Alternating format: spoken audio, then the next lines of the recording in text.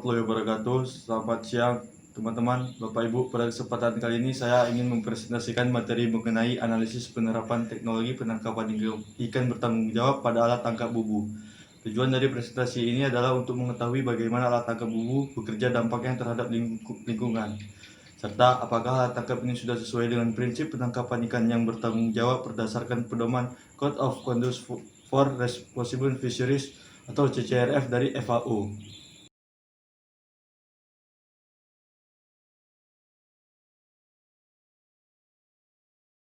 Apa itu bubu?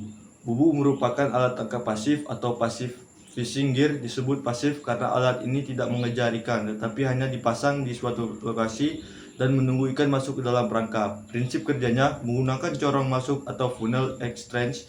Ikan dapat masuk dengan mudah, tetapi akan sulit menemukan jalan keluar, sehingga tetap berada di dalam perangkap sampai bubu diangkat oleh nelayan. Bubu banyak digunakan oleh nelayan skala kecil karena bentuknya sederhana, biaya operasional yang murah, dan juga hemat bahan bakar. Dan jika digunakan dengan benar, tidak merusak habitat dasar perairan.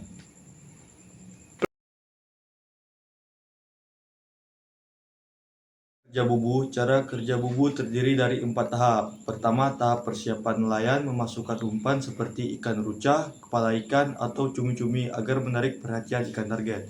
Kedua, tahap pemasangan atau setting bubu dipasang di habitat ikan, misalnya di sekitar terumbu karang, padang lamun, mangrove, atau dasar perairan berpasir, agar tidak berpindah tempat. Bubu diberi pemberat. Ketiga, proses penangkapan ikan mencium aroma umpan lalu masuk melalui corong. Karena bentuk corong semakin menyempit ke dalam, ikan kesulitan keluar.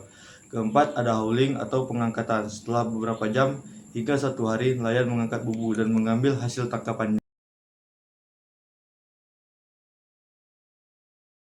Era operasi penangkapan.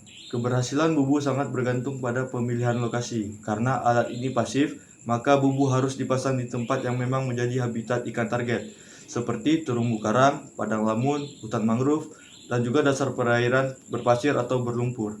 Lokasi tersebut dipilih karena merupakan tempat ikan mencari makan, berlindung, dan berkembang biak.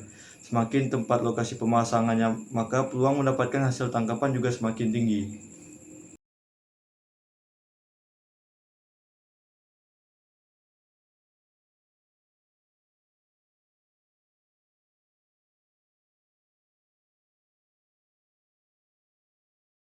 Dampak terhadap lingkungan. Dibandingkan alat tangkap aktif seperti trawl, bubu memiliki dampak lingkungan yang lebih kecil. Dampak positifnya antara lain tidak merusak dasar perairan karena tidak diseret, memiliki selektivitas yang cukup baik, banyak hasil tangkapan yang masih hidup, sehingga kualitas ikan tetap tinggi, menggunakan bahan bakar yang lebih sedikit, sehingga lebih hemat dan ramah lingkungan. Namun, tetap ada beberapa dampak negatif. Yang pertama adalah ghost fishing, yaitu ketika bubu hilang atau tertinggal di laut, bubu tersebut tetap dapat menangkap ikan secara terus-menerus tanpa dimanfaatkan. Selain itu, juga pemasangannya tidak tepat, misalnya langsung di atas terumbu karang hidup dapat menyebabkan kerusakan karang. Kemudian, apabila jumlah bubu terlalu banyak di suatu wilayah, tekanan terhadap populasi ikan juga akan meningkat. Tambah lagi bahasa. Beberapa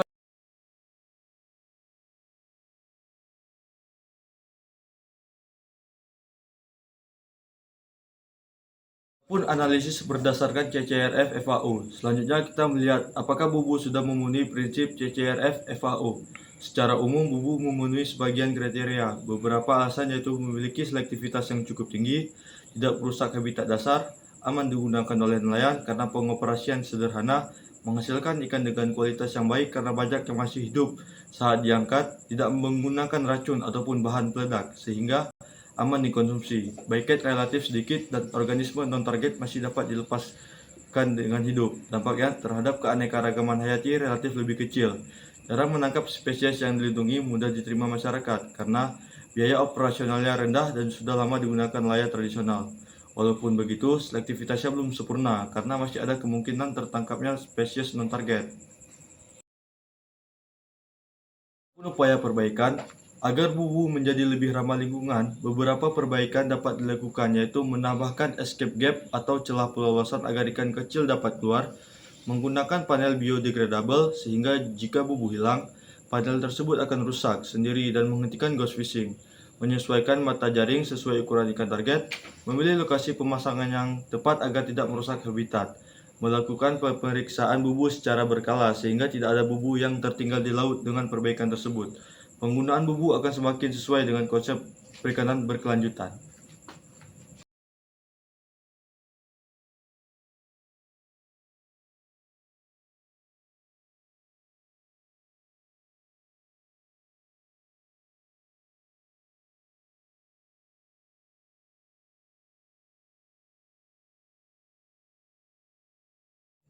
Adapun kesimpulannya adalah alat tangkap bubu merupakan salah satu alat tangkap yang relatif ramah lingkungan. Bubu bekerja dengan sistem perangkap sehingga tidak merusak dasar perairan, menghasilkan bait yang lebih sedikit, serta mampu menjaga kualitas hasil tangkapan.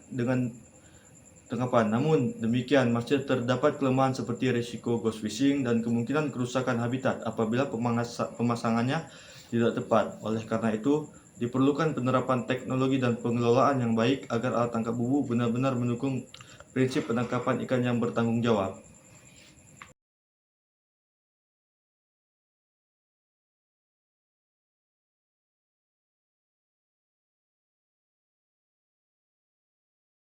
Datuk, 2, 3. Baik, ini hasil referensi dan jurnal yang saya dapatkan dari beberapa jurnal yang kami dapat di Google Scholar.